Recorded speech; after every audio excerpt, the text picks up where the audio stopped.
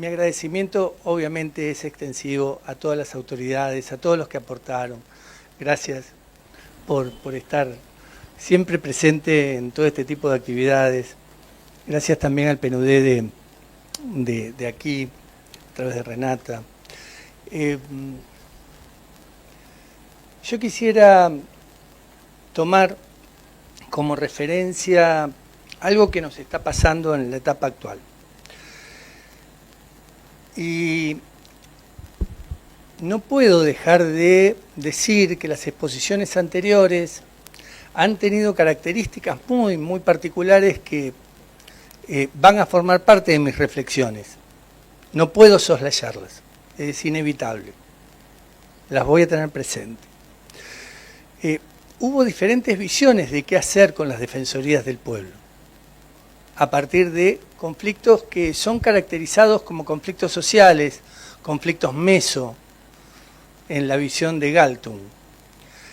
Indudablemente, esta etapa de orfandad de códigos interpretativos nos obliga a pensar muchas cosas de nuevo. Tenemos una secuencia en la cual venimos pensando las cosas, pero indudablemente han pasado muchas cosas como para seguir pensando desde la misma secuencia. Y entonces ese hilo secuencial, si bien es válido, no podemos dejar de introducirle a ese hilo secuencial algunos elementos que indudablemente lo atraviesan. Por eso digo que habría que pensar de nuevo algunas categorías. Y en ese sentido, la democracia que tenemos no es la misma democracia que teníamos cuando empezamos a trabajar los conflictos. Yo vi cuando tomaron los primeros ejes referenciales de conflictos. Y algunos partieron del 2004, otros partieron del 2007 para hacer seguimiento de conflictos, mapeo de conflictos, hacer una visión circunstanciada de lo que acontece con los conflictos. Indudablemente cambió mucho el sistema. ¿Y qué es lo que ha cambiado? La democracia representativa no es la misma. Perdió crédito social por un lado, perdió legitimidad por el otro y al mismo tiempo tiene nuevos tiempos. Obturó demasiado a la democracia participativa, cuando el ideal era convivir. La democracia deliberativa, que iba de la mano de la participativa, iba a convivir con la representativa, y esto no aconteció. La democracia representativa se fagocitó a la democracia participativa. Le obturó los espacios, con las audiencias públicas decía que verdaderamente iba a escuchar, pero ya tenían decidido todas las cuestiones que se iban a definir. Y esto fue generando cierto impacto también dentro de la participación ciudadana. Y un impacto que indudablemente lo tenés que llevar al estado de ciudadanía, no solo al estado de la democracia. Tenemos una ciudadanía cansada, hastiada, frustrada, pero también porque fue manoseada. Y ese manoseo indudablemente lo tenemos que tener en cuenta a los efectos de ver hasta dónde la gente se siente convocada a participar. Porque cuando hablamos de diálogo, hablamos de participación. Y a veces nos enamoramos de la palabra diálogo, y para muchos la palabra diálogo es una mala palabra. Yo no sé ya en algunos contextos cómo evitar la palabra diálogo. Y veo que indudablemente nosotros seguimos en ese hilo secuencial hablando que el diálogo es uno de los productos más útiles que tiene como elemento de acción democrática. Y yo digo, hace un tiempo atrás participé de una marcha donde se cantaba: el diálogo es funcional a la troika financiera internacional. Y esto fue en Europa. Y los actores sociales denostaban el diálogo. Entonces quiero poner algunas problematizaciones que indudablemente las tenemos que discutir al momento de visualizar. ¿Cuáles son los elementos que otorgan calidad y contenido de esa democracia. Porque el diálogo es uno de ellos. Ahora, ¿de qué diálogo hablamos cuando hablamos de diálogo? ¿El diálogo que le es funcional al sistema? ¿El diálogo que garantiza la gobernabilidad del sistema? Y la pregunta es, ¿esa gobernabilidad del sistema, cuál es el lugar que le otorga a lo social? Cuando en muchos lugares practicantes del diálogo, que trabajan en los municipios o que trabajan en algún gobierno, reciben el mandato de andar y sacame la gente de la calle. O sea, acolchoname a los actores para que no sean visibles. O sea, hay cierto grado de instrumentalización que es conocida por parte de la sociedad. En eso que nosotros decimos, diálogo es igual a participación. Y, indudablemente, tenemos instituciones débiles también. Y tenemos sociedades que cruzan a ese tipo de democracia con múltiples velocidades. Cambiaron los tiempos sociales. Hoy no sabemos si esa gobernabilidad del sistema es solo parte de lo que la democracia electoral le otorga como tiempo, porque cambiaron los tiempos sociales. El tiempo social de la gobernanza no necesariamente es el tiempo electoral previsto en las constituciones. Y vemos los vacíos de poder que existen en cada uno de nuestros países, con las alteraciones a los sistemas constitucionales, en los cuales también se trastocan valores que se daban por preconcebidos. Se puede hacer lo que quiere en un poder legislativo que ya no llama la atención. Se puede incluso gobernar sin un poder legislativo que en algunos casos no llama la atención o no llamó la atención en algunos de los países de la región. Y esto no puede no ser tenido en cuenta al momento de visualizar conflictos. Porque estamos hablando de los conflictos meso. Pero indudablemente para llegar a un conflicto meso tenemos que pasar por los conflictos micro. Porque no se llega al meso porque se llega. Y en este sentido la diversidad, que indudablemente cuando la cuestión era de clase anteriormente, hoy la cuestión tiene que ver con, por otro lado, es de contacto-distancia. Es sacarme al otro de encima, no quiero estar con el otro, me molesta la alteridad. Tenemos individualismos mucho más pujantes que los que había cuando empezamos a medir conflictos.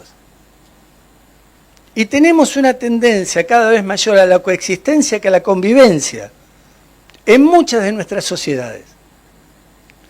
Pero estos son elementos que quiero tenerlos para dar las primeras pinceladas gruesas de por qué la diversidad también se mete dentro de la democracia como un tema de miradas cruzadas, no como un valor desde la heterogeneidad que debería serlo. Y no nos miramos todos iguales. Indudablemente, América Latina está atravesada por una dualidad social enorme.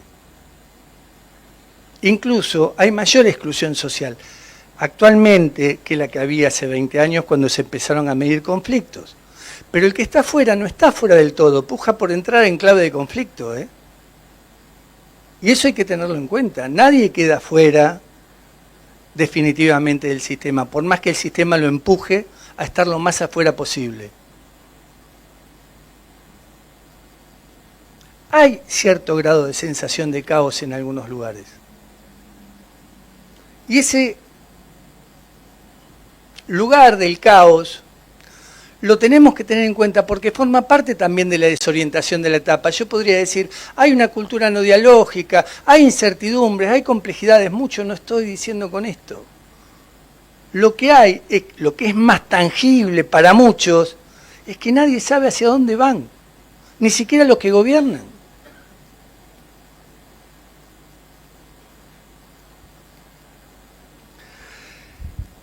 Hay algunas características que pueden llegar a ser pinceladas más finas de las pinceladas gruesas que di antes. democracias electorales con legalidad formal y con marcadas polarizaciones. Los polos se atraen. ¿Qué país de la región no está medianamente polarizado? Para no decir altamente polarizado en otros. Y creo que esto es un elemento a tener en cuenta porque forma parte también de los modos en que nos miramos nosotros. Esa polarización política se hizo carne en lo cultural también. Hay hasta lógicas en las cuales esa polarización se convalida a partir de la necesidad del antagonista que te genera la propia posibilidad de construir un núcleo duro que te garantiza tener una cuota parte de poder para pujar electoralmente la próxima vez. Con lo cual yo con esto me aseguro lo mío. Y esto pasa por derecha y por izquierda. Claro que eso también se reproduce en las relaciones interpersonales. No traigas a casa a fulano porque piensa distinto. Y eso nos afecta a la vida cotidiana e incluso la calidad de cómo son nuestras relaciones. Indudablemente, esa legalidad formal, yo decía que puede llegar a representar con los tiempos sociales y con los tiempos políticos nuevos, simplemente un mero acto de posicionamiento político de las personas. Pero persisten fuertes desigualdades en el acceso efectivo a los derechos sociales. Miren, acá hay una puja narrativa por ver quién impone determinado tipo de información. Estamos infoxicados, eso lo saben todos.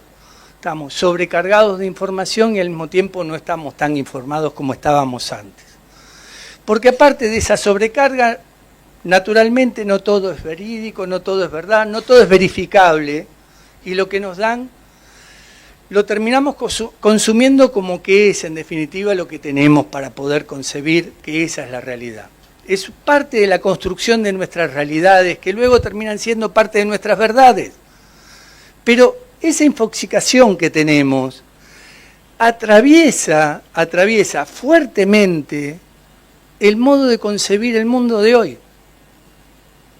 Por más que ya no sepamos qué es verdad y qué no lo es, eso nos atraviesa a todos nosotros también. En las narrativas se constituye la lucha por el sentido.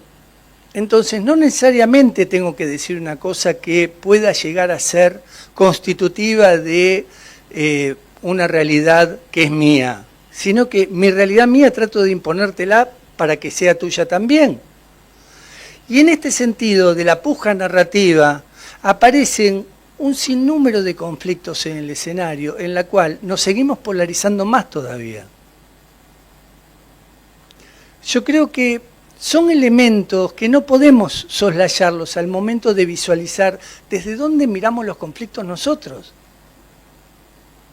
Si queremos ver cuáles son las verdaderas causas de la existencia, al menos de los microconflictos que después se tornan en conflictos meso.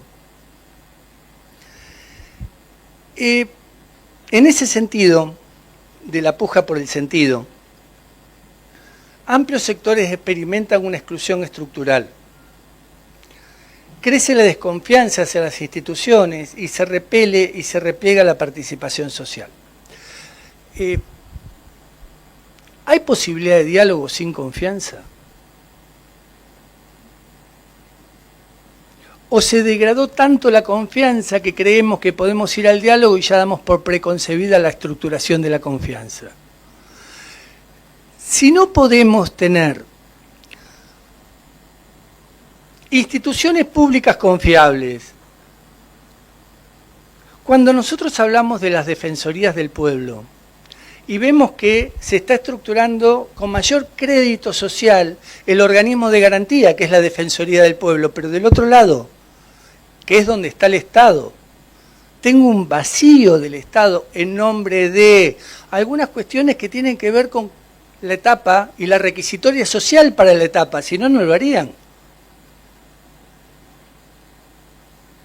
¿Qué es?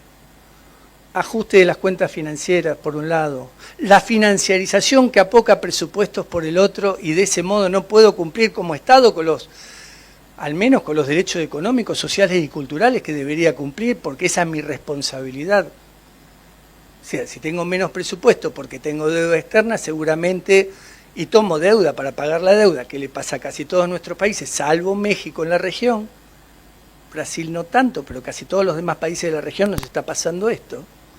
Lo cierto es que nuestros presupuestos van mermando, pero también merma la visión que se tiene de qué Estado quiero tener. Porque estoy achicando el Estado en nombre de el ajuste fiscal. Y me quedo con áreas sin gestión del Estado y sin problema que no haya gestión del Estado. Entonces nosotros nos llenamos la boca, muchas veces desde los organismos de garantía, como contrapoder del poder efectivo o como poder negativo del poder positivo. El poder positivo son leyes, actos, estructuras que se generan desde, y omisiones que se generan desde el poder político real, pero la contracara es la participación ciudadana y también los mecanismos de control de ese poder.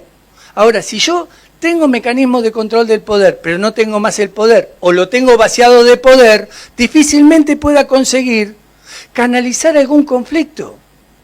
Porque no solo falta el mecanismo de asimilación del conflicto, sino que falta la voluntad, por falta de gestión, para hacer algo con el conflicto. Y acá decían, cuando los conflictos llegan recién a mayores, se ocupan de los conflictos, gracias a que se ocupan en algún momento con el vacío de Estado que tenemos.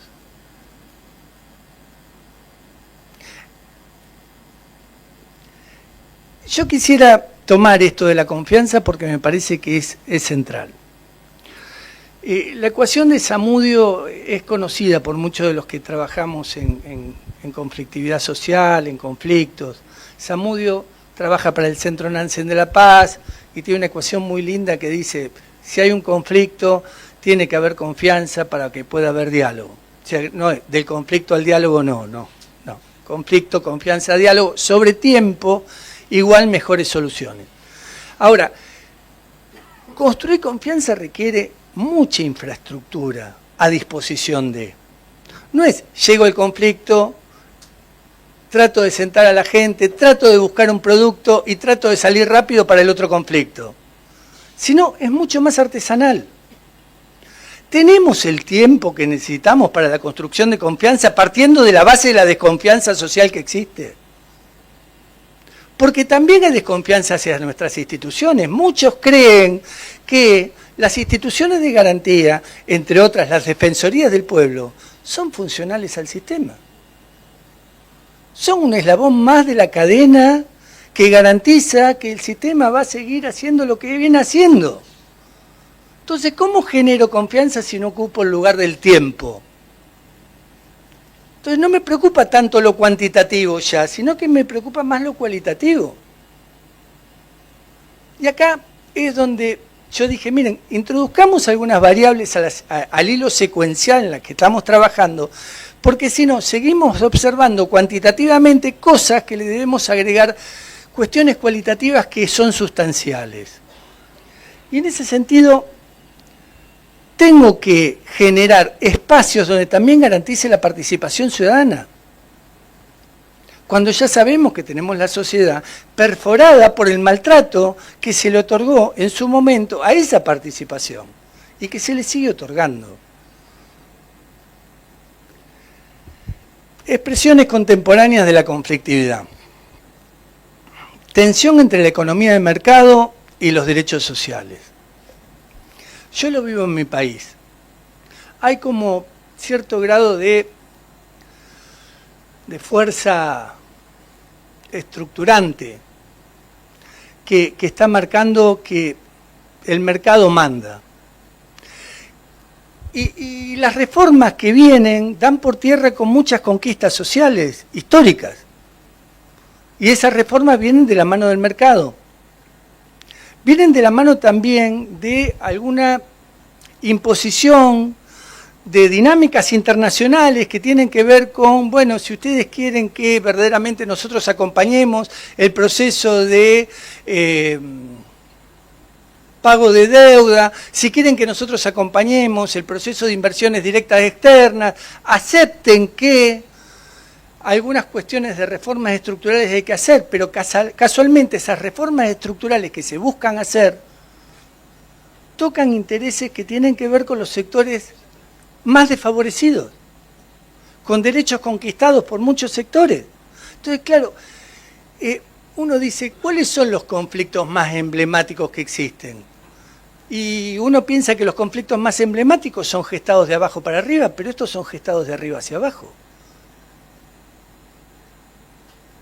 Por decisiones del poder se estructuran los conflictos. Después, claro, muchas veces se le opone la peor cara del Estado al conflicto, que es la criminalización de la protesta, que uno tiene que lamentar la presencia del Estado y no festejar porque el Estado está presente. ¿Por qué? Y vos, Javier, sos, ¿no? Vos, Javier, diste muchas de las pautas que tienen que ver con la criminalización de la protesta y me gustó tu enfoque porque lo toma desde lo jurídico y lo toma desde lo que implica ese derecho a la reunión, ese derecho a la participación, ese derecho a peticionar a las autoridades, lo que implica el derecho a la protesta, pero está en tensión narrativa también con aquellos que quieren transitar y que el gobierno fomenta que ellos te impiden que vos transites, entonces vamos a ordenar el orden. Y la pregunta es, ¿quién está en condiciones de ordenar el orden? Si lo que se desencaja se pretende meter adentro de la caja en nombre del orden a palazos limpios. ¿Cómo se ordena el orden? Y a ustedes, que son las fuerzas de seguridad, que por suerte están presentes hoy aquí, no les dan el rol más edificante. Lo ponen como la contrapartida del mejor lugar que tiene la sociedad para poder generar una visibilidad a partir de una exclusión. Porque nadie protesta si no le pasa nada. Entonces aquí es donde digo, ¿cómo se reordena el orden a partir de más razonabilidad, más racionalidad? Porque en definitiva también es una cuestión de narrativas ver que cuantos menos derechos hay, más posibilidades y toman como ejemplo la buquelización de la política. En muchos lugares me han planteado, ¿no será mejor tener menos derechos que más derechos?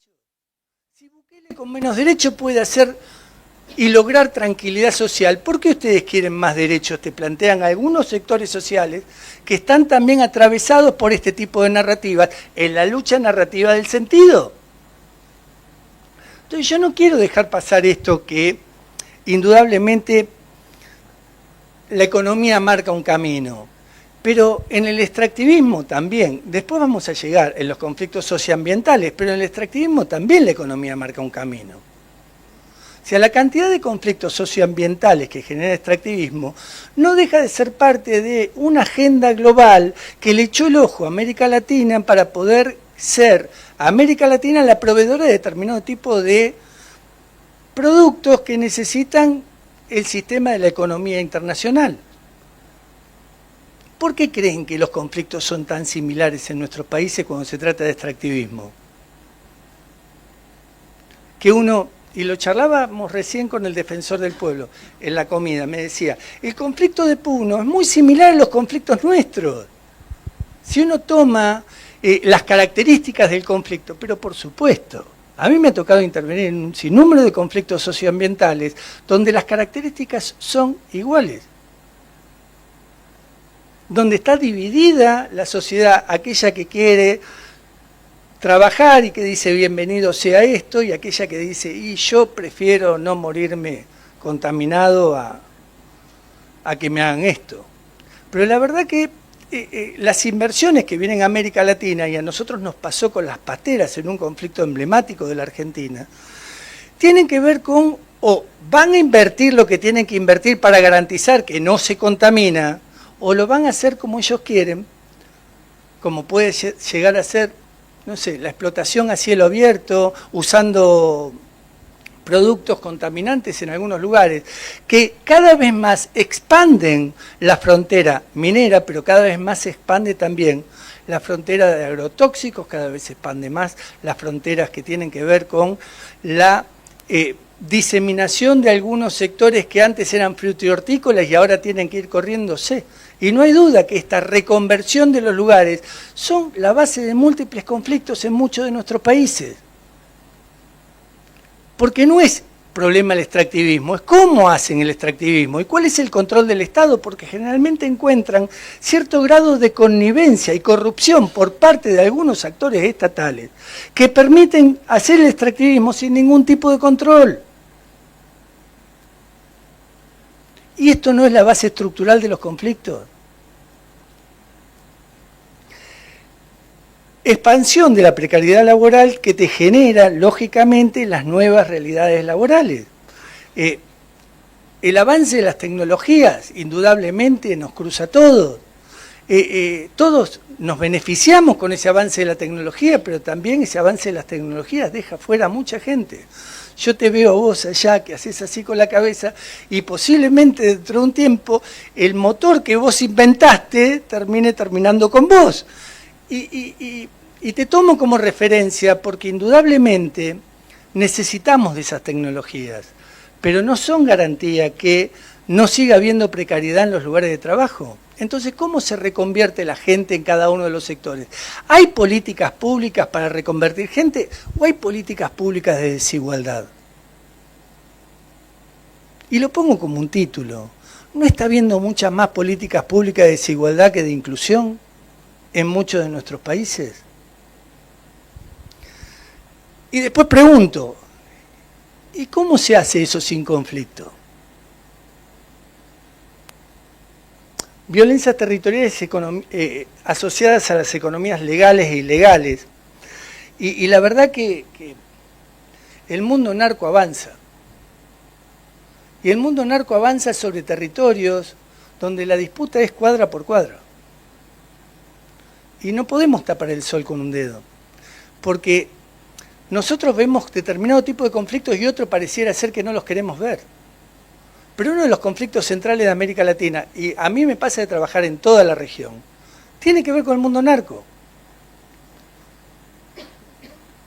¿Contamos los muertos de los conflictos? Sí. ¿Contamos los muertos que deja el mundo narco? No. ¿Podemos decir que es ajuste de cuentas entre ellos, entonces que se arreglen? Y sería reduccionismo, ¿no?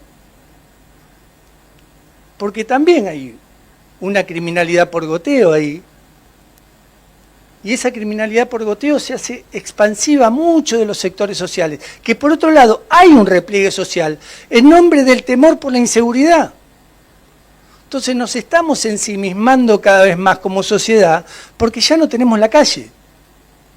Hemos acotado, entre otras cosas, nuestros recorridos urbanos para no toparnos con el otro, pero ya no con el otro, no legítimo otro que está dentro de mi sistema, como dijera Humberto Maturana, sino el otro de la otredad, de la diferencia, como dijera Michel Viborca. No, ese otro no, sino con el otro narco, que tiene tanto más poder que cualquier practicante de diálogo que tenemos en un centro de mediación comunitaria. Entonces la gente que tiene un conflicto en lo micro, y posiblemente le lleve el conflicto al narco, y no al mediador comunitario.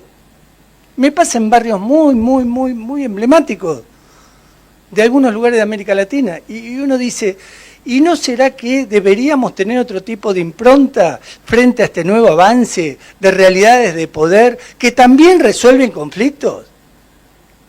¿O no vamos a pensar en eso?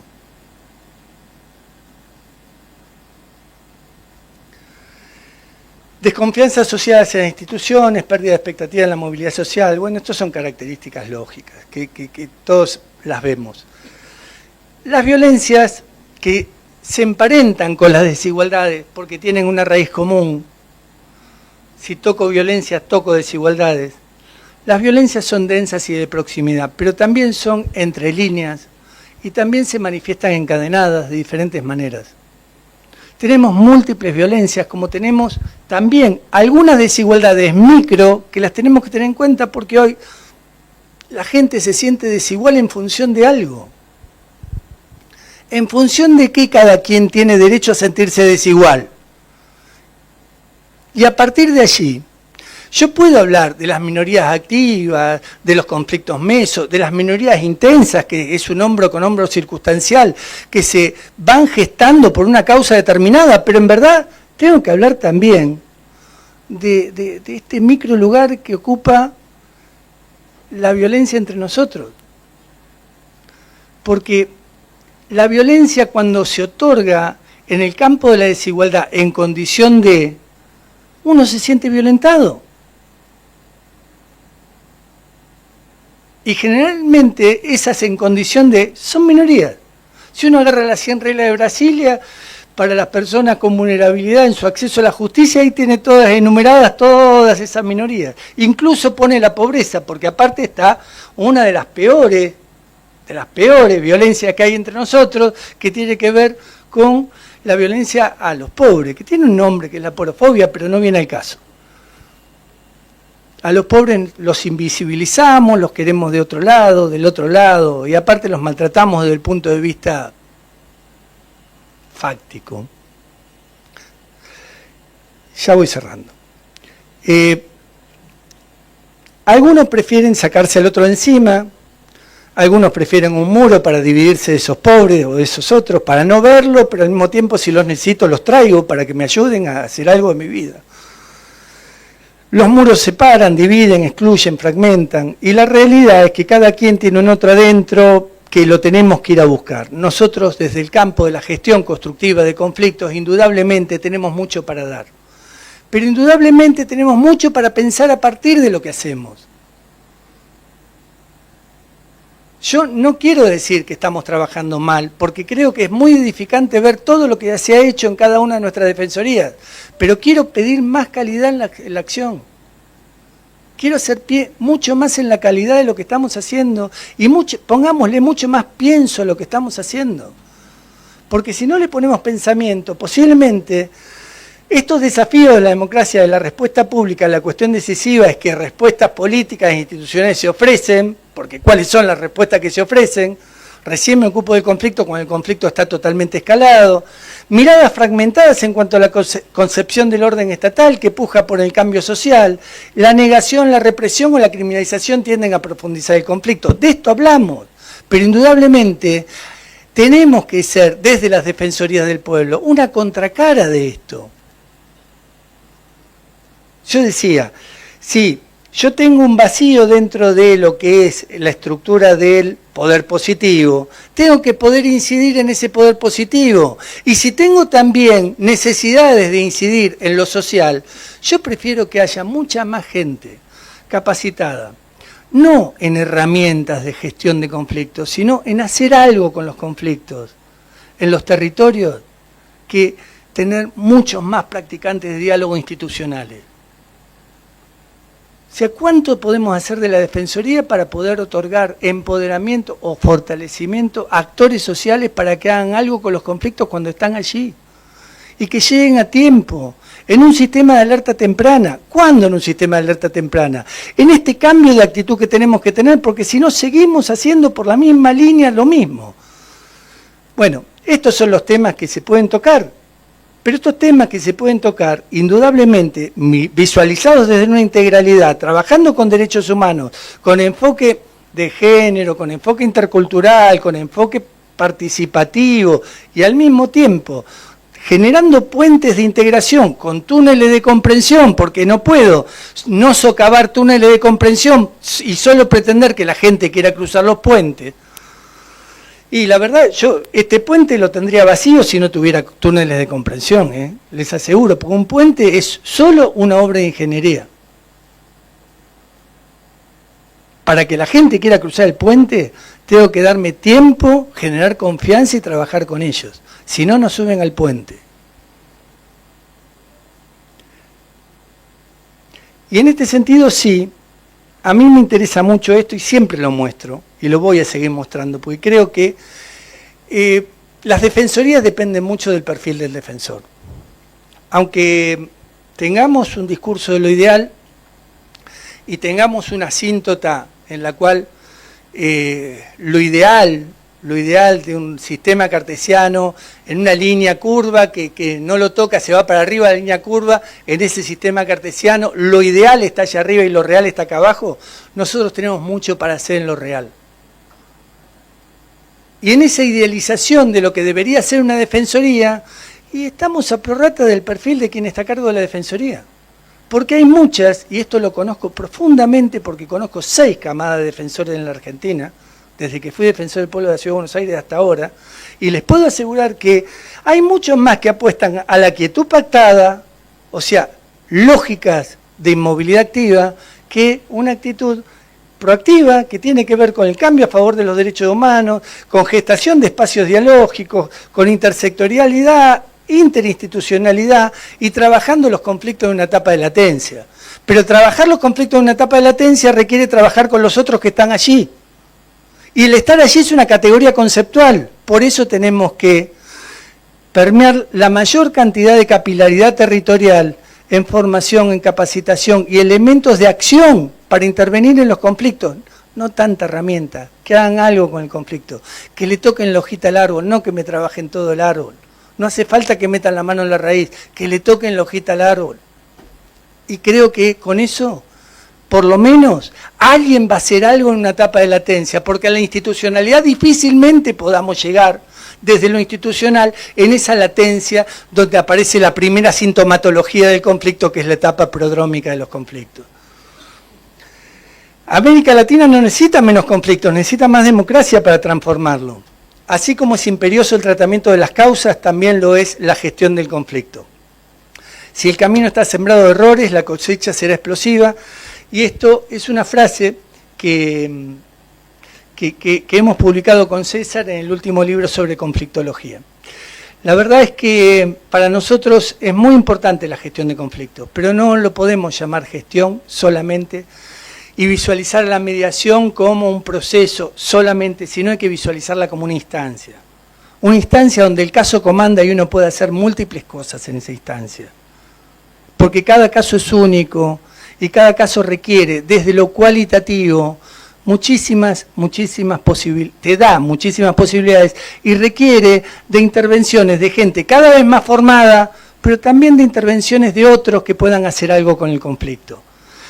Yo quería decirles esto porque me parece que difícilmente alguien quiera agarrar las flores si no trabajamos con esas personas antes. Difícilmente. Porque tienen motivos para tener piedras en la mano. Y esos motivos se los da el sistema. Entonces quiero que entre todos nosotros pensemos juntos cómo podemos agregar calidad a lo que hacemos. Mucho más allá de lo cuantitativo. Muchas gracias.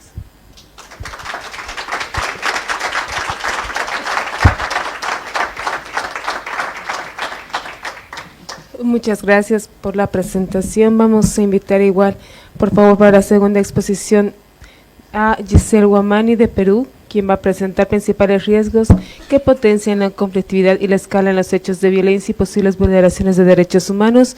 Después de esta exposición vamos a tener una ronda de preguntas para ambos, por favor, pero para poder tener la información completa vamos a invitarte, por favor, Giselle, a que puedas hacer esta presentación.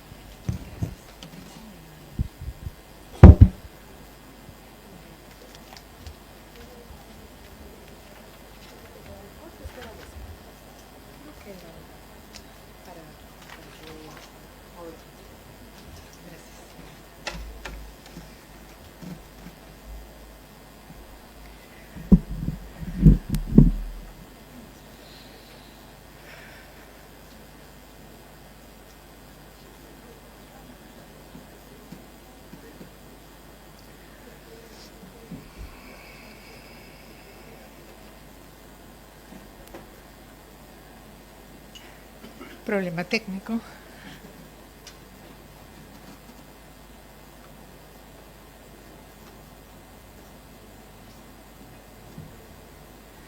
¿Listo? Gracias. Muy buenas tardes con todos y todas. Es un honor regresar acá en Bolivia. He vivido acá y trabajado acá 2004-2005 y he mirado el proceso boliviano desde cerca y desde lejos con muchísimo cariño a los hermanos y hermanas bolivianas. El tema que me han dado el día de hoy es conversar y reflexionar sobre los principales riesgos que potencian la conflictividad y la escalada a hechos de violencia y posible vulneración de derechos humanos, que son, sobre todo desde el enfoque de derechos humanos, las prioridades para las defensorías del pueblo, que son acá los actores principales. Sin embargo, las defensorías del pueblo son un actor más en este ecosistema de diferentes actores en las diferentes sociedades que gestiona los conflictos.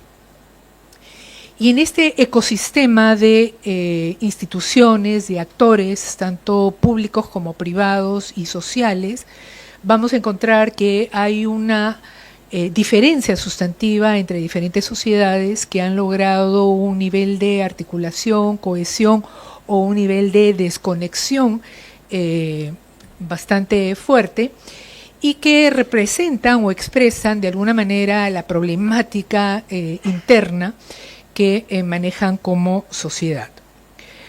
Para empezar, quisiera decir que los conflictos sociales sí son escenarios de riesgo para los derechos humanos. Y tenemos una variedad de derechos humanos que se identifican los principales: la vida, a la salud, a la integridad, a la libertad de tránsito. Estaban varios de los colegas mencionando varios de estos derechos y que de alguna manera son un bien público. Son privados en el sentido de que los ejercen los individuos, pero también su respeto y la garantía de ellos se convierte en un bien público y por tanto una competencia directa de las defensorías. Y por tanto, en un elemento que tienen todas las defensorías es que tienen que supervisar, veíamos ahí algunas diferencias entre algunas defensorías, entre supervisar, trabajar con la Contraloría para hacer un tipo de seguimiento más de cerca del Estado y su cumplimiento de varias de sus funciones.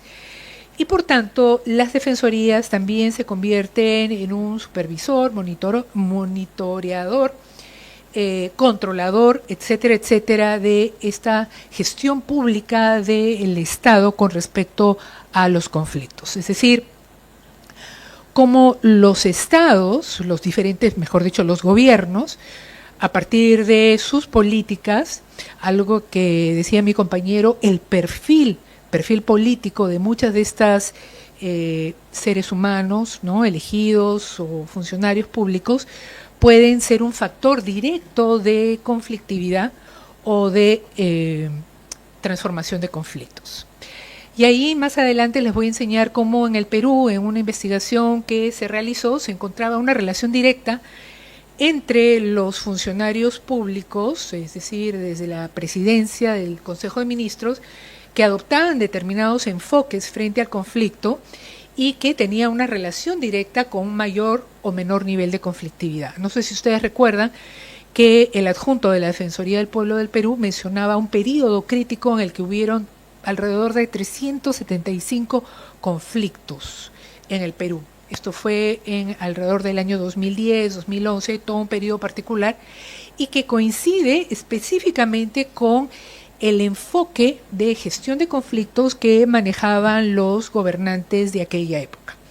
Es decir, se constituían en actores de conflicto y por tanto había una relación directa entre su accionar y el número de muertos, número de heridos, número de desaparecidos e inclusive el mayor nivel de polarización y fragmentación.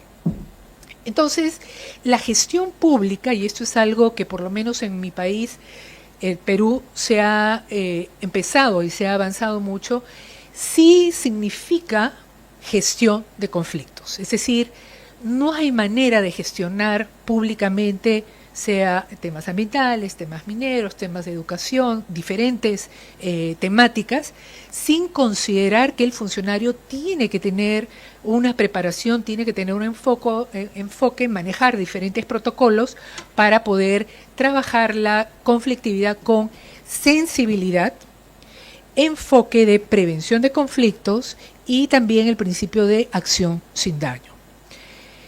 En ese sentido, también quisiera comentarles que, por ejemplo, en el Perú algo que se ha ya establecido es que se tiene un curso a nivel de la Escuela Nacional de Educación Pública para todos los funcionarios públicos, es decir, tienen que analizar la conflictividad, saber analizarla, saber quiénes son los actores, entender sus necesidades, pero también desarrollar capacidades de relacionamiento, de diálogo, en algunos casos de facilitación, mediación, etcétera. Entonces, hay un corazón de diferentes habilidades y metodologías y también protocolos que ya son parte de la normativa del cuerpo de gestión de conflictos institucionalizado que necesita ser conocido por todo funcionario público.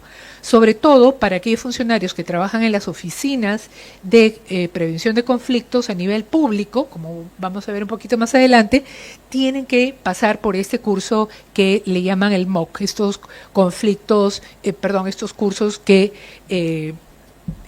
ayudan a nivelar y sentar una base en todos los funcionarios. Entonces, entrando más al tema de esta sección sobre los factores que incrementan el riesgo, es decir, este tipo de riesgos, diríamos que hace una situación más vulnerable a la conflictividad separado de violencia, porque son dos cosas aparte y mis colegas han estado enfatizando ese aspecto. Un elemento en el que coincidimos es que efectivamente el debilitamiento institucional y falta de garantías democráticas es un factor importantísimo. Y allí, como les comentaba, sí va a depender mucho lo que es la voluntad de política de articulación. Entonces, esto, y creo que mi colega lo decía, ¿no?, sobre el tema de la voluntad y el compromiso político de muchas de las instituciones y de los funcionarios, no para utilizar la gestión de conflicto como un pase, como comprar tiempo, como apaciguar determinadas demandas, sino como un compromiso real y sostenible. Y eso se nota en la gestión, se nota y la ciudadanía también percibe inmediatamente cuando ese tipo de gestión se pone como sello en las instituciones. El otro aspecto que estamos teniendo como un riesgo en toda Latinoamérica es cuando se pierden los contrapesos efectivos en nuestra sociedad, este fino balance entre los diferentes poderes en nuestra sociedad y se rompen por un poder sobre otro, o el copamiento que se está viendo en muchos países latinoamericanos de algunos intereses económicos, intereses ilícitos. Eso rompe estos contrapesos que son necesarios para que nuestras sociedades funcionen. ACNUD, por ejemplo, menciona que la falta de mecanismos de prevención y de alerta temprana va a facilitar esta escalada de crisis y, por tanto, la visibilización de los casos de conflictos que son necesarios, esa visibilización, hacerlos públicos para poder atenderlos, se ve afectada. Cuando hay también restricciones a la libertad de expresión, de reunión, participación política, estamos viendo también una tendencia en muchos países en este sentido. Y esto es un elemento que preocupa y una tendencia que se están viendo con los diferentes líneas de gobierno.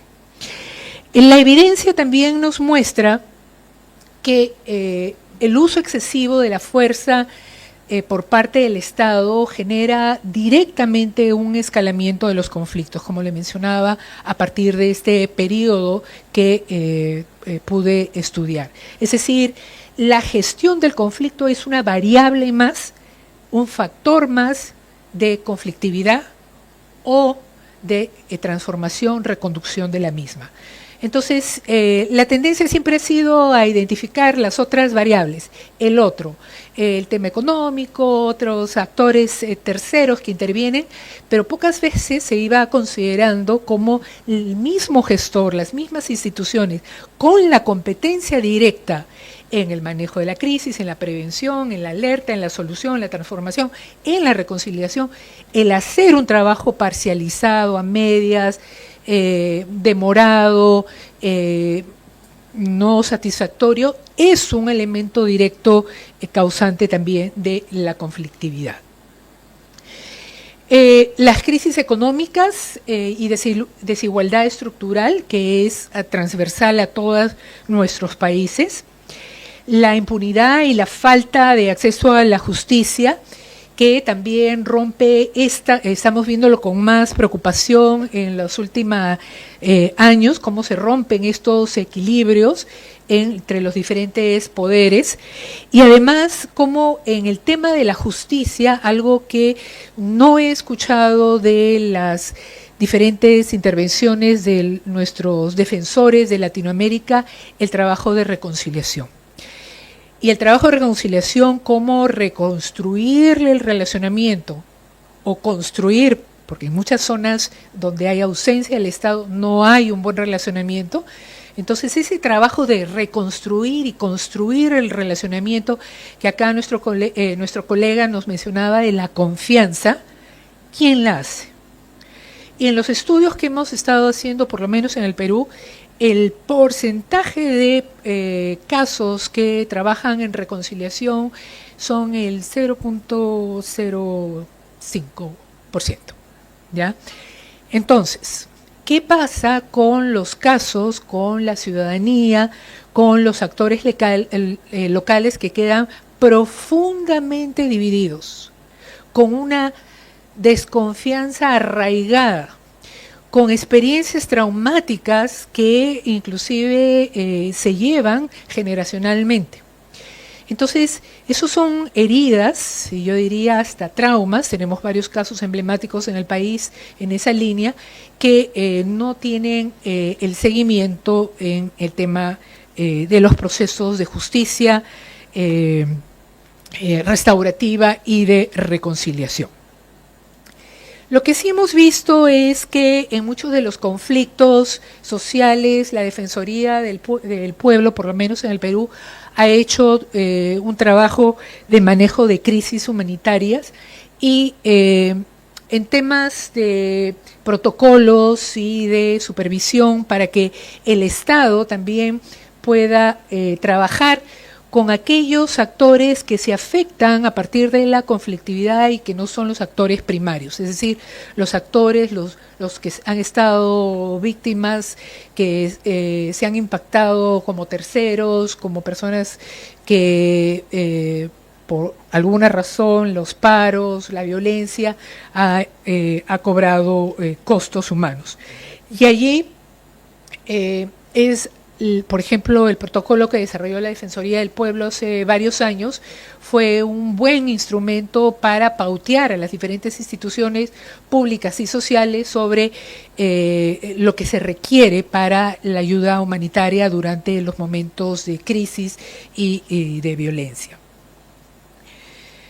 Pero también podemos ver, también tenemos acá el tema de intervenciones externas. Otros factores que ya cuando tenemos la conflictividad y la crisis en cierne, ¿no?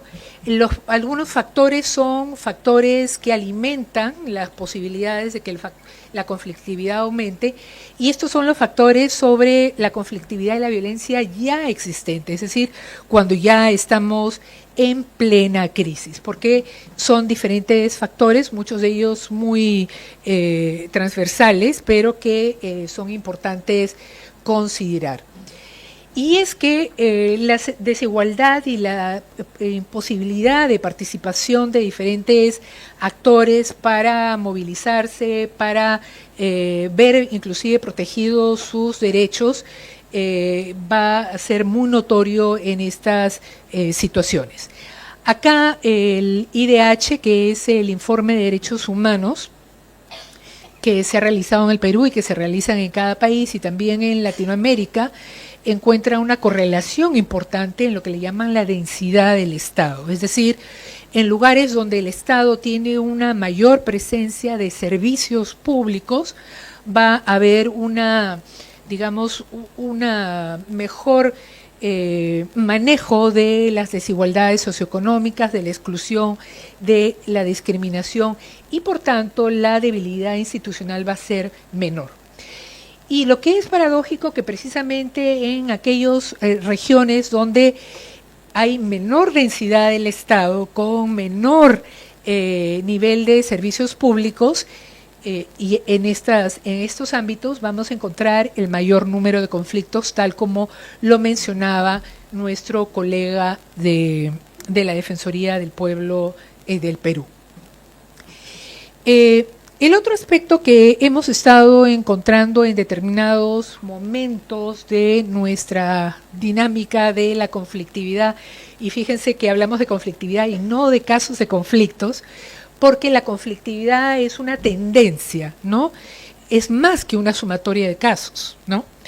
Y es una tendencia que nos habla de la duración de los conflictos por un lado y de la intensidad de los casos.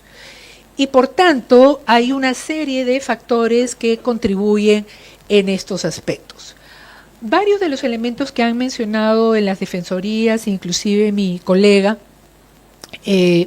habla de los recursos naturales como un tema importante y que se hace más presente en los casos de conflictos sociales en Latinoamérica.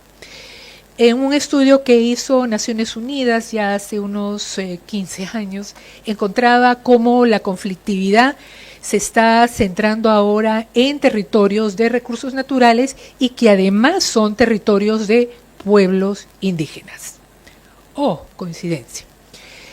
Y es que efectivamente los diferentes procesos de manejo de los recursos naturales están moviéndose cada vez más, centrándose en territorios de pueblos indígenas que generalmente, por lo menos en el país, en el Perú, tiene una menor presencia del Estado y menor densidad estatal. Entonces, esto también se convierte en un factor importantísimo en los diferentes conflictos que estamos viendo en estos años. El otro elemento que se ha visto y que es remarcable en el sentido negativo es el tema de la polarización política.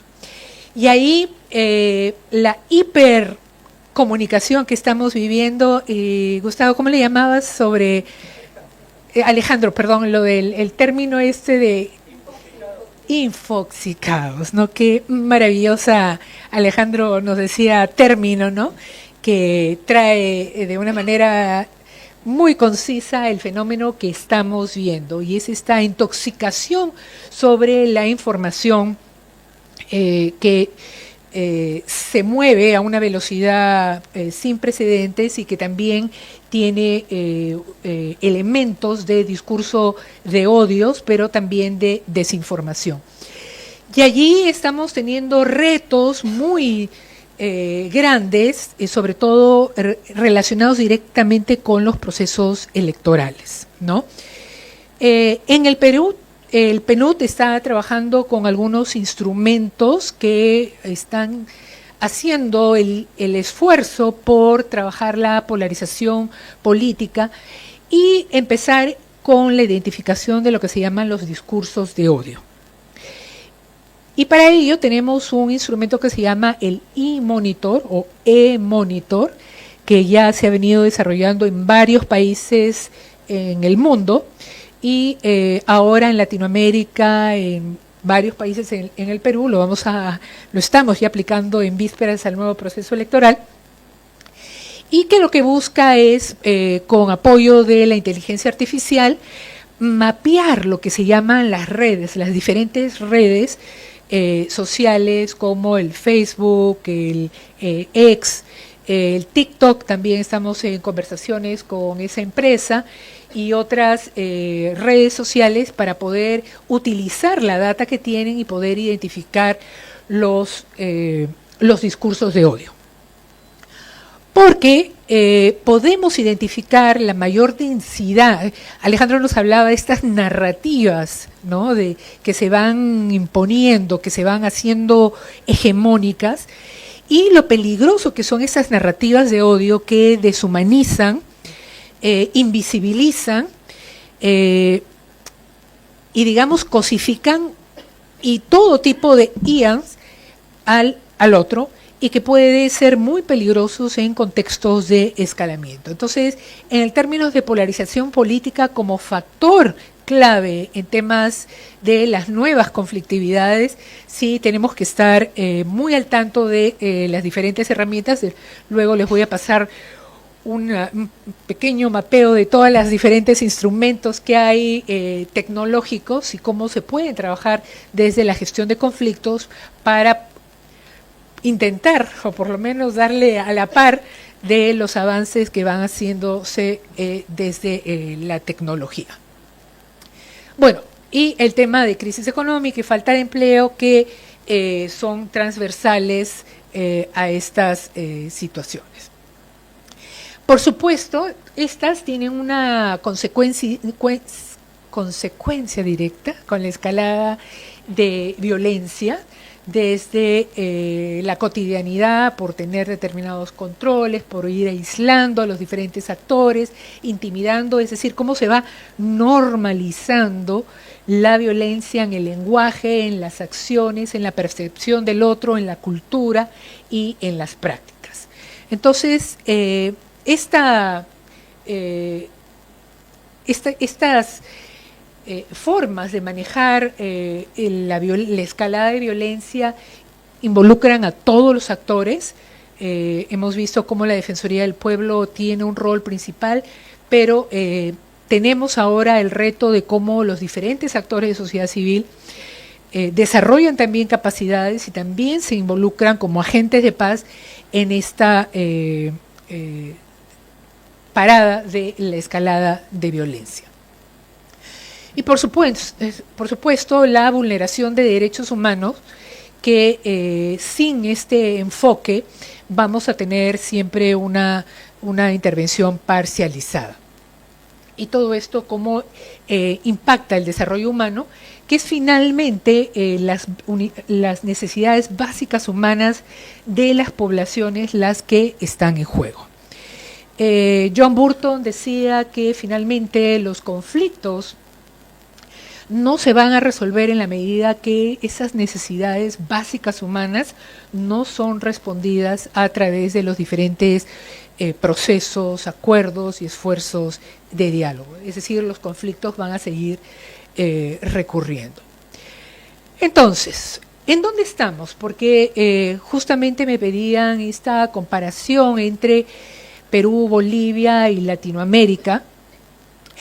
Y podemos ver que la conflictividad que estamos viendo en Latinoamérica es una conflictividad sistémica derivada de una serie de crisis superpuestas, políticas, económicas, ¿no?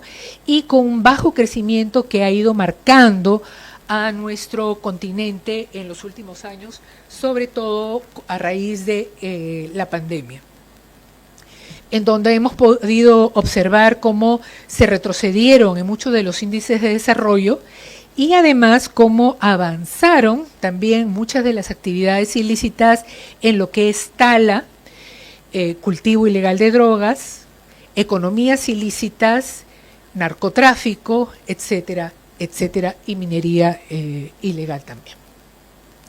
Entonces, lo que sí tenemos muy en claro es que como región hemos experimentado una serie de retrocesos y avances y retrocesos con muchas vulnerabilidades estructurales, algunos países con más marcados en estas características que otros, pero sí estamos viviendo un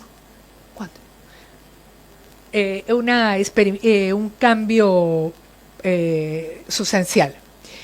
En Bolivia tenemos más bien un tipo de conflictividad inmediata y masiva, con un fuerte peso de la crisis económica y electoral que ha marcado los últimos años, con la cantidad de casos de conflictos que se han visto y que han tenido sus detonantes principales. Ya los mismos actores de la Defensoría han estado mencionando varios elementos de estos y que han caracterizado este tipo de conflictividad. En cambio, el Perú tiene una conflictividad más del tipo estructural y territorial, es decir, territorios muy marcados y diferenciados de otros por la conflictividad,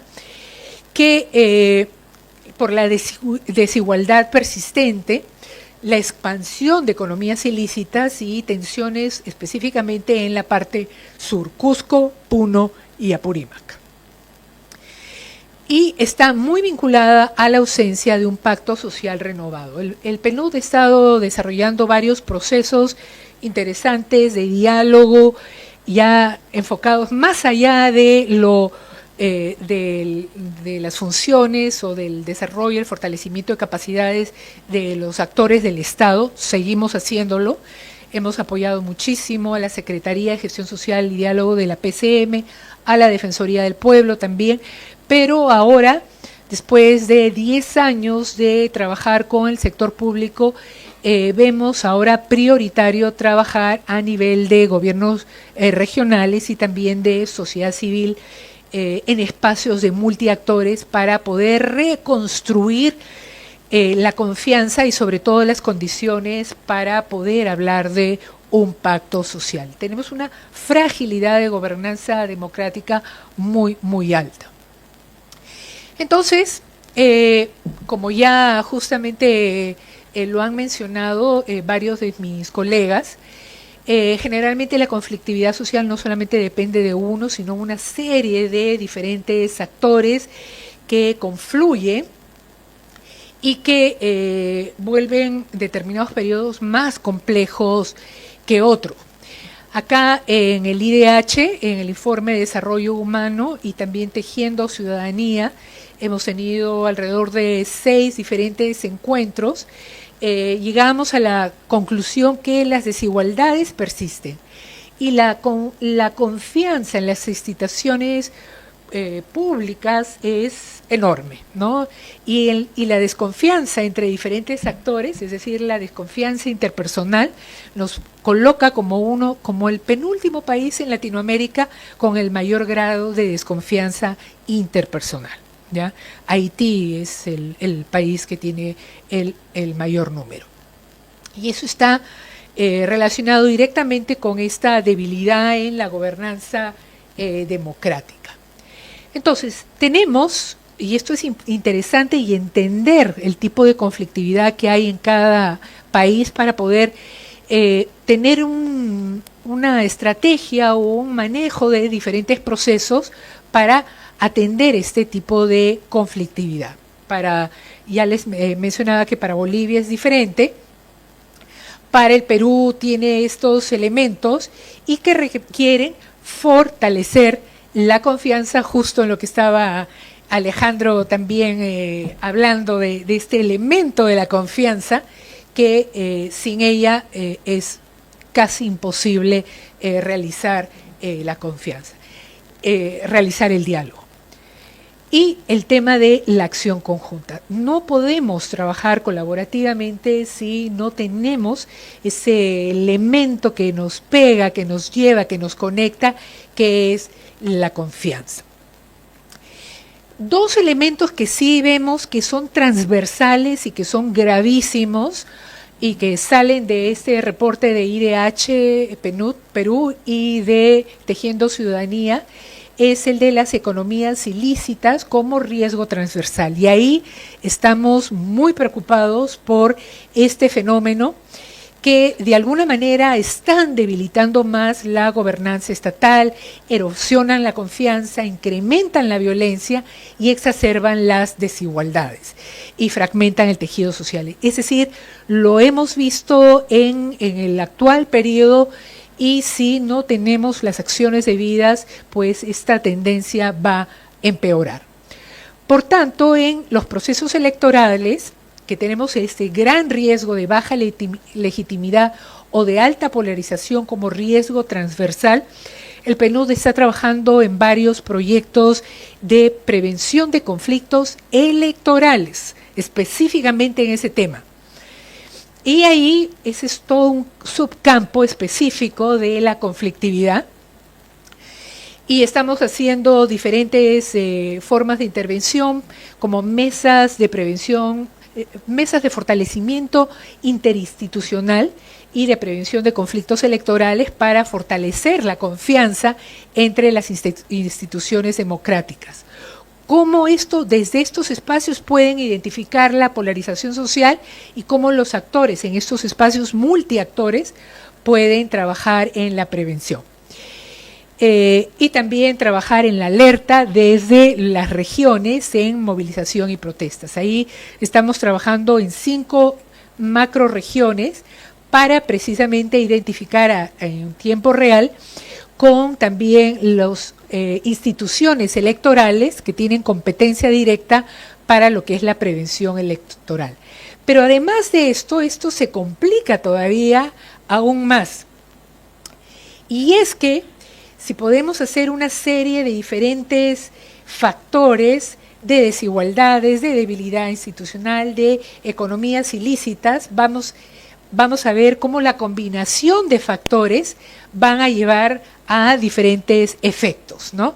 Lo que encontramos, comunidades marginadas que optan por actividades ilegales como alternativa económica para sobrevivir e inclusive están normalizadas en muchas regiones. Como la combinación de factores entre instituciones débiles y elecciones complicadas, por decirlo de alguna manera, genera una crisis de legitimidad que amplifica la conflictividad. Pero además, como las economías ilícitas, sumado a procesos electorales, puede llevar a financiamiento ilegal y campañas y captura política. Ese es un riesgo muy difícil de trabajar si no desde el momento del día de hoy no se empiezan a trabajar en las condiciones para hacer un proceso limpio. Y como los territorios, tensiones en los territorios y los conflictos con las desigualdades pueden generar un nivel de conflictividad bastante grande. Entonces, yo me quedo acá solamente para contarles que hemos avanzado muchísimo en el país. Esto estaba referido a todo lo que se ha avanzado en los diferentes, mapeo, diferentes gobiernos, pero también el enfoque que han tenido, el estilo y de manejo de conflictos y también los costos humanos, los costos sociales que ha tenido esos diferentes estilos, ¿no? En algunos casos, muchos muertos, heridos, desaparecidos, ¿no? Que todavía están siendo buscados y han sido producto directo de estos diferentes enfoques de gestión de conflictos. Entonces sí hemos avanzado como Estado, cada sector tiene su equipo, sus instrumentos, sus protocolos, inclusive MINAM, que es el Ministerio de Ambiente, tiene sus diferentes departamentos, también tienen su propia gestión de conflictos, de si es de parques, si es de OEFA, si es de agua, ¿no? El compañero de la Defensoría del Pueblo mencionaba todas las diferentes oficinas de conflictos que hay ya, pero todo esto se integra de esta manera. En algunos casos de conflictos funciona muy bien. Hay toda una concurrencia de diferentes actores, hasta la iglesia o las iglesias, PNUD también, la OEA, ¿no? A nivel de regionales o departamentales, las diferentes oficinas, comités e iniciativas que también se articulan, pero, y esa es nuestro enfoque ahora, como a nivel local se impulsan liderazgos locales, agentes de paz con una profunda vocación al diálogo, con un profundo compromiso con la paz, que cumplan diferentes roles de puentes, de monitores ambientales. Desde el PNUD hemos estado impulsando los Pumas, que son monitores ambientales, líderes locales, y todo esto cómo se articula verticalmente, pero también transversalmente. Y ese es lo que yo diría un verdadero ecosistema de paz, un ecosistema de diálogo y de construcción de una cultura de paz y democrática. Y aquí me quedo. Gracias.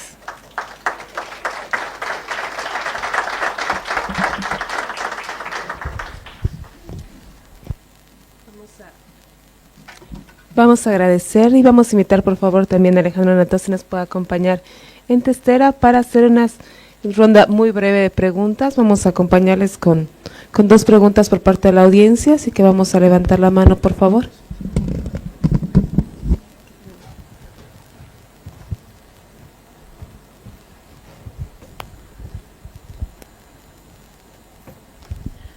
Muchísimas gracias, realmente es muy reconfortante escuchar ideas nuevas. Creo que todos seguramente tenemos muchas preguntas, pero quisiera hacerle una consulta a Alejandro. En relación a qué conflictos son los que se repiten una y otra vez sin que logremos transformarlos. Hablamos mucho de ese tema. Otro aspecto que también es importante, hablamos mucho del tema de diálogos.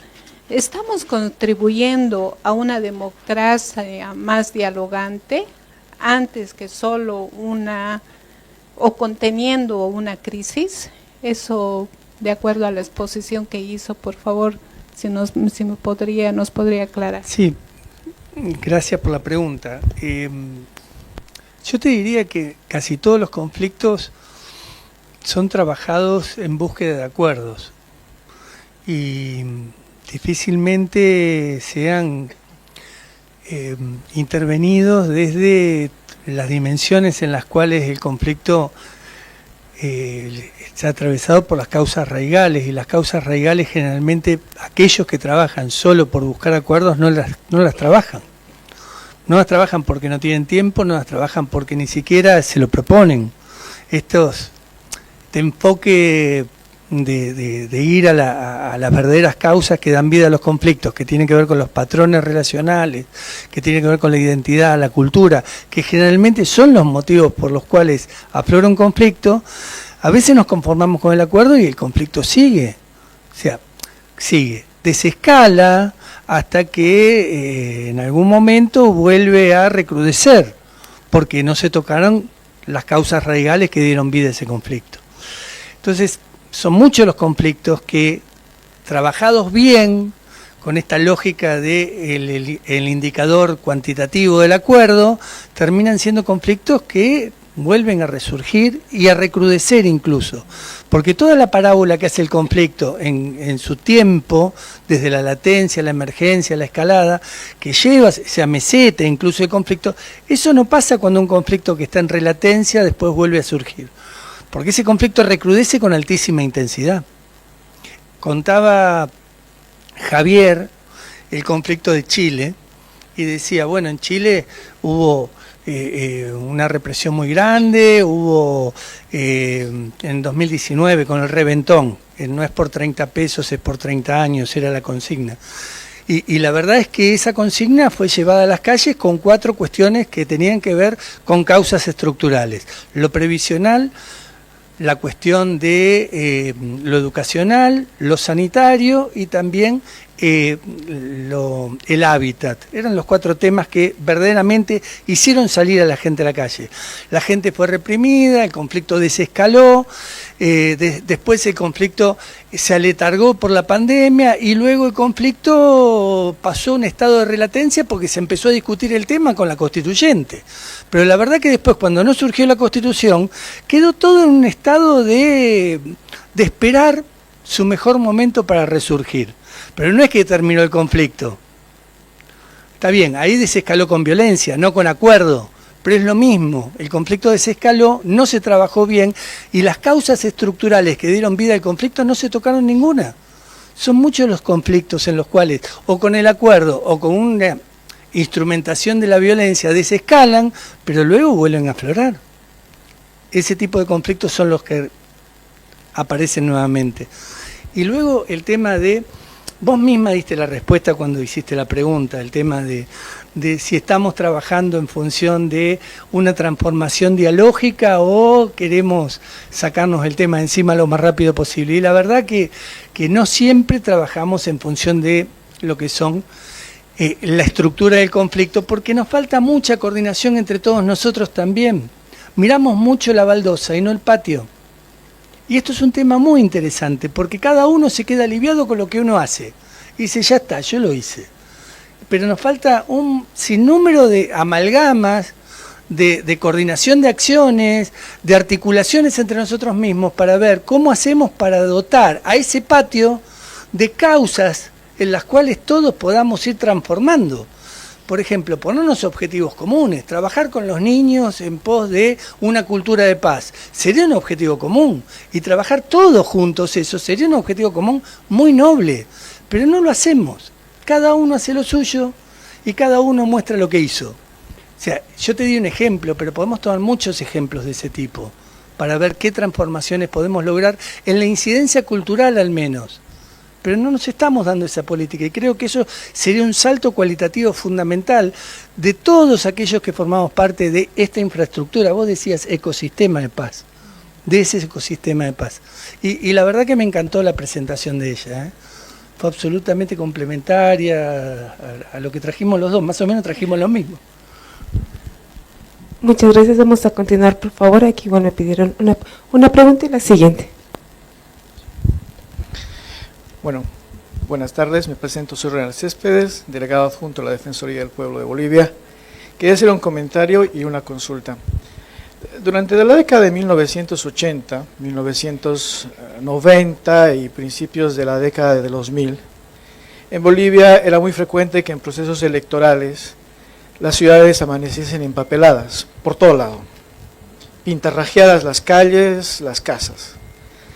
Pero desde el año 2019, que coincide después con los escenarios vinculados con la emergencia del COVID, está pasando en Bolivia, como en el resto de América Latina, supongo, una transición de la conflictividad al espacio de lo digital. Y esto tenemos que reconocerlo con objetividad, porque también tiene que ver con enfoques generacionales. Y esto es importante. Hubiera pensado que hasta la segunda mitad del siglo XXI, los sistemas democráticos globales hubieran tenido que afrontar el desafío de reconocer, por ejemplo, el Internet como un derecho humano. Y en algún momento, creo firmemente que este va a ser un debate global a medida de que avancen los desafíos tecnológicos para la propia democracia y su subsistencia. Pero lo que vemos a partir del 2019, es que se hace cada vez más urgente debatir en el espacio de lo global lo que representa la emergencia de la Internet o de la inteligencia artificial a la generación de nuevas conflictividades derivadas en el espacio de lo virtual. Y esto que digo no es menor. De hecho, en las formas tradicionales del ejercicio democrático en Bolivia, se habla frecuentemente de los silencios democráticos, es decir, un proceso en el cual la ciudadanía deja de hacer campaña por una u otra candidatura para pasar a una especie de silencio en el cual uno se alista para emitir su voto. Esto podría haber funcionado hasta antes de la emergencia de la Internet, pero aquí viene la gran frustración generacional de no entender que los silencios democráticos no existen. Ya, porque hasta el último momento de las elecciones, la Internet y sus redes sociales era un campo de batalla permanente incluso el mismo día de las elecciones. Pensar hoy en los silencios electorales, en los términos de 1980, 90, los toques de queda, etcétera, ya son cosas que están quedando cada vez más pasadas a ser una antigüedad discursiva. Y esto es lo que yo quería reflexionar, los desafíos que les representan las defensorías del pueblo, entrar a reflexionar sobre la conflictividad en espacios digitales, porque es claro que hoy lo digital es un campo de batalla en el que se definen candidaturas, espacios de poder, consignas económicas y disputas geopolíticas. Si esto no se entiende, las defensorías del pueblo corremos el riesgo, como normalmente pasa con el Estado, de llegar tarde, siempre el Estado llega tarde a los debates sociales, porque la sociedad no espera y permanentemente es dinámica. Entonces, en algún momento, las defensorías del pueblo, en este primer encuentro de defensorías y lo que viene con conflictividad, tendremos que pensar, uno, cómo las defensorías pueden jugar un papel importante para que este derecho humano habilitante, así lo defino, a la Internet, genere una regulación como un derecho, pero con los propios marcos éticos que deben de existir. Las defensorías del pueblo tenemos que asumir este debate, porque poco a poco se va asumiendo, repito, como un derecho humano habilitante. Y si es un derecho humano habilitante, las defensorías del pueblo no podemos relegarnos de ese debate, porque quizás yo nací en otro momento en el que había vinilo, pero hay una generación que está creciendo con otras formas de conflictividad. Y cuidado, porque esas generaciones, de ahí van a salir los próximos defensores del pueblo, los próximos senadores, diputados y otras autoridades. El relevo es inevitable y tenemos que afrontarlo a la altura de miras de este momento. Lo segundo, si es un derecho entonces humano habilitante, el desafío que le viene para América Latina, como para el caso de Europa ya está sucediendo, es empezar también a ver cómo regulamos esos ejercicios democráticos derivados a lo digital. Y lo tercero, con lo cual concluyo, negar hoy que la conflictividad representa un serio desafío a lo digital es también una señal de que en algún momento está habiendo un choque generacional en el cual quienes tenemos y hemos crecido a partir de 1960 para adelante, no estamos entendiendo las nuevas formas democráticas de hacer ejercicio de ciudadanía. Y algo que me parece interesante, en los últimos escenarios de conflictividad que yo he visto en Bolivia, es muy curioso que cuando se toman los espacios públicos, la mayoría son personas de 30 años para arriba, pero la gente joven no sale hoy, en la mayoría de las veces, al espacio público. Ese campo de batalla se está dando en las redes sociales. Si tuviéramos algún comentario al respecto por parte de nuestros dos expertos. Yo que estoy totalmente de acuerdo. Quizás me pueden ayudar con el PPT. Había una página, una de las últimas, que hablaba precisamente de los diferentes instrumentos tecnológicos que se han desarrollado en los últimos años. Y es cierto, ¿no? Cómo uno se pone, entiende cómo las diferentes regiones y poblaciones utilizan la tecnología. Y incluye radio, incluye casi al final un poquito más allá. Y sí, hay que hacer una investigación para poder entender, dale más adelante, para poder entender esas diferentes formas de uso de la tecnología que tienen nuestras diferentes poblaciones más adelante. Y esto es un estudio que hizo el PNUD hace unos 5 años. Más adelante, creo que si los paras y lo sacas más adelante. Más. Sobre los diferentes tipos de tecnologías que se estaban utilizando y cómo se podían utilizar para lo que es la cultura de paz y la construcción de escenarios de paz y de diálogo. Dale más, dale. Ahí está. A ver, retrocede. Ya. Si se dan cuenta, en el tema de los medios del social media o de las redes, ¿no? Generalmente están presentando y también son espacios que pueden representar muchos riesgos. Y ahí se están desarrollando diferentes diálogos con las mismas empresas tecnológicas, pero también puede ayudar para establecer determinados discursos que permitan incluir poblaciones, sobre todo cuando sabemos qué medios o qué redes favorecen o prefieren determinadas regiones o determinados grupos generacionales. Por ejemplo, mujeres de cierta edad les gusta usar Facebook, o varones de cierta edad les gusta el TikTok. O sea, se puede caracterizar dependiendo del perfil de los usuarios. Pero además de eso, en términos de estos sistemas de georreferenciación de información, que es también otra tecnología, también se puede utilizar para lo que es la construcción de la paz, y esto ya lo están haciendo varias de las defensorías, inclusive la de Perú, ¿no? Haciendo estos mapas de calor que vinculan y conectan una serie de informaciones que te permite visualizar y triangulizar la información en mapas bastante concisos y bastante potentes, ¿ya?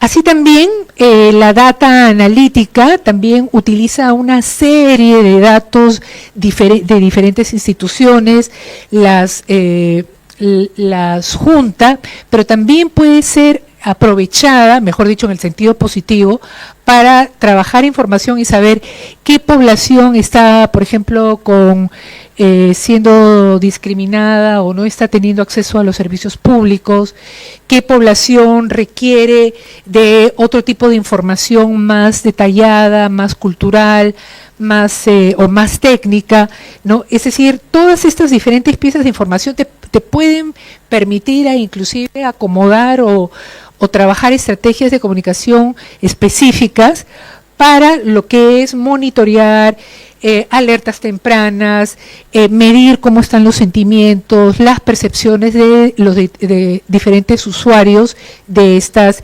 herramientas. El Machine Learning, que es un subcampo de la inteligencia artificial, también maneja una serie de datos que informaciones, bases de datos, tendencias que nos permiten encontrar otras tendencias que de repente a nosotros nos tomaría más tiempo y que podrían ayudarnos, facilitarnos en este conocimiento. En el tema de la realidad virtual, inclusive estos ejercicios, a veces estos juegos que utilizan nuestros hijos, otros jóvenes que vemos en muchos otros espacios, también puede ser utilizado para sensibilizar. Y se están trabajando en cómo crear estos escenarios que son construidos también por los para darle una inmersión a actores que no tendrían la oportunidad o no han tenido el tiempo o no conocen, y poder conocer determinadas realidades más de cerca. Esto que a veces se juega como en los juegos de roles o simulaciones, que lo hacemos nosotros los facilitadores en diferentes talleres, pues también se está haciendo ahora desde esta tecnología de la realidad virtual, ¿no? Cómo hacer simulaciones y juegos de roles para de alguna manera hacer una inmersión así fuerte y total de los actores en diferentes escenarios de conflictos, de ayuda, de crisis humanitaria, etcétera, etcétera.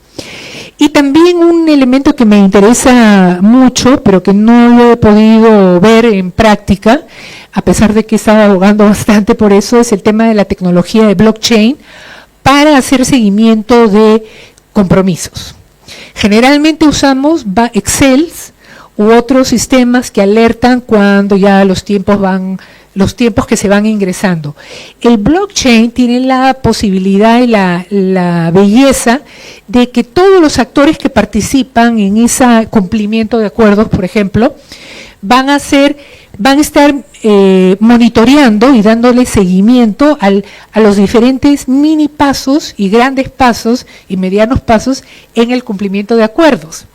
Entonces es un monitoreo y un seguimiento participativo con diferentes actores que van mirando cómo el cumplimiento de acuerdos va llegando a hitos, va llegando, ¿no?, a las fechas o a las condiciones previas que se habían pactado. Entonces, creo que, como dice el compañero, necesitamos ahora repensar nuestros procesos de monitoreo, que sí lo he visto, que lo están trabajando acá, los sistemas de alerta temprana.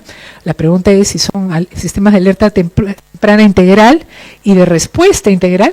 Esa es otra discusión, pero sí necesitamos pensar mucho de estos procesos con las tecnologías como apoyo. Eso.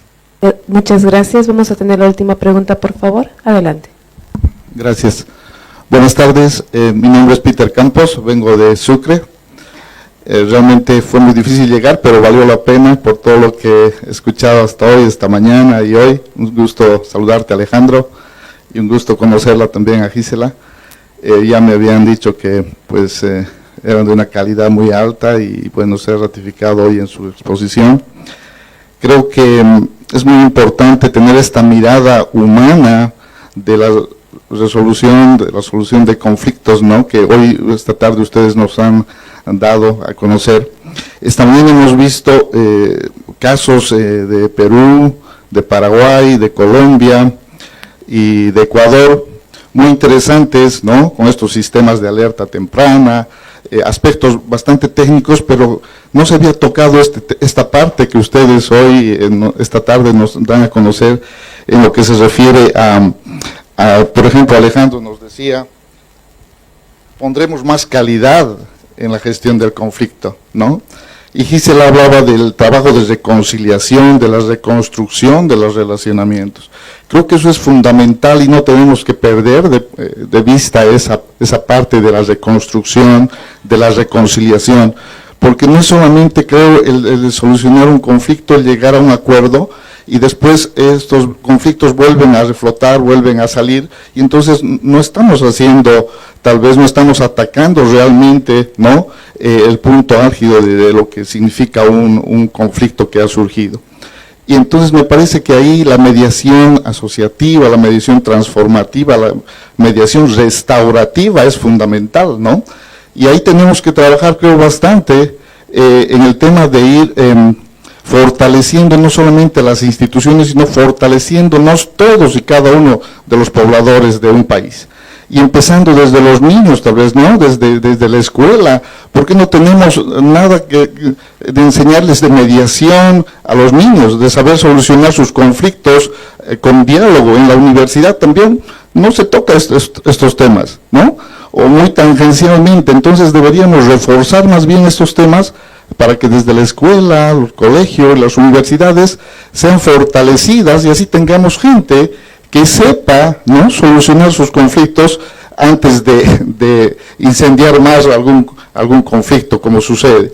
Y tocaron algo muy interesante, y es que yo estaba escuchando también, y es este tema del tema de las elecciones, que creo que en nuestros países las elecciones se constituyen en un caldo de cultivo de conflictos después posteriores.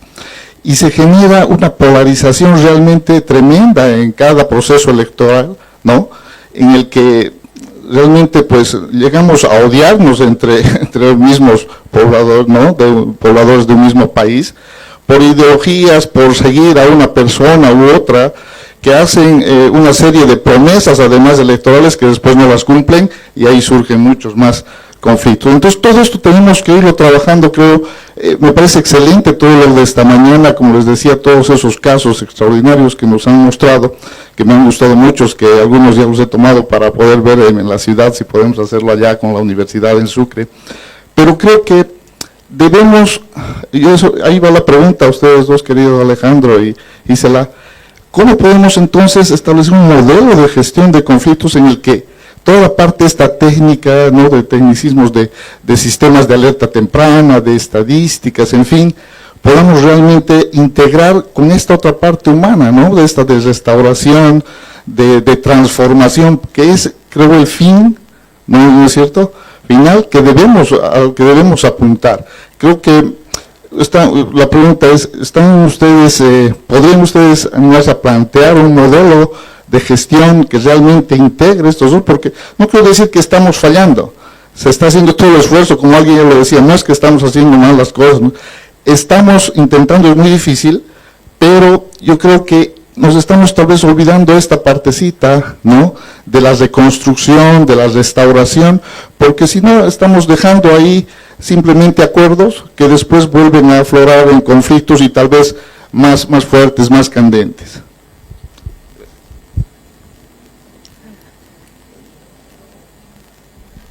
Adelante, por favor. Sí, vamos simplemente a ir cerrando, porque eso es lo que nos están pidiendo. Pero, Peter, gracias por la pregunta. Creo que quienes están trabajando, y sobre todo en las defensorías, tienen claro que hay que buscar también elementos de calidad. A veces, en nombre de la inmediatez, no se puede integrar todo, pero realmente deberíamos lograrlo, generando también espacios hacia adentro de reflexión, que seguramente Colombia lo debe tener, de reflexión en la acción, de clínicas de casos, de verificar si lo que se hizo es lo que se debería haber hecho o se llegó a un acuerdo sin trabajar el fondo del asunto, dándole mayor tipo de humanización al caso. A ver, Harvard nos enseñó a llegar a acuerdos a través de una filosofía patrimonialista. Y se llega a lógicas de acuerdo a través de esa filosofía. Llevado eso a lo social, a veces es un contrasentido. Pero sin embargo, muchos de nosotros abrevamos en nuestros primeros conocimientos en ese tipo de indicadores de satisfacción para el sistema. También los tiene la justicia, ese indicador de satisfacción para el sistema. A la justicia no le lleve nada de calidad, llévale solo acuerdos, que es lo único que te aceptan. Entonces, nosotros tenemos que profundizar un poco más a través de nuestras instituciones, pero claro, si tienen un conflicto por día, difícilmente puedan tomarse todo el tiempo que requiere un conflicto para hacerlo tan artesanal como para darle una salida al conflicto, desde el punto de vista de lo cualitativo. Ahora, necesitamos más equipos, necesitamos más estructura, y hoy conversábamos de los presupuestos defensoriales, y es muy interesante esa conversación que hemos tenido con Calizaya en la mesa cuando almorzábamos, porque yo le decía, en la Argentina la Defensoría deriva el 95% de su presupuesto al salario. Y me decía el defensor que aquí es el 81 o 82% que va al salario. Realmente, si esos son los porcentajes que van al salario, difícilmente puedas agregar más equipos, difícilmente puedas llegar a darle el contenido que tenés que darle como para poder generar calidad también. Eso no quiere decir que uno no sea consciente de lo que es una buena práctica.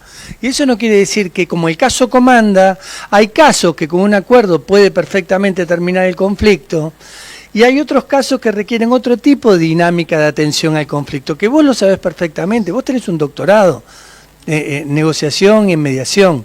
Sabés cuáles son estos modelos, cómo se instrumentan, cuáles son los indicadores de satisfacción de esos modelos, el cambio de relación, el cambio de la historia, la búsqueda de la recuperación de la memoria, la posibilidad de buscar la bondad de las personas a través del trabajo fecundo, y si no, de restaurar vínculos, de responsabilizar a las personas que tienen que responsabilizarse y darle mayor tipo de poder a las personas que no tienen poder dentro de lo que es un proceso.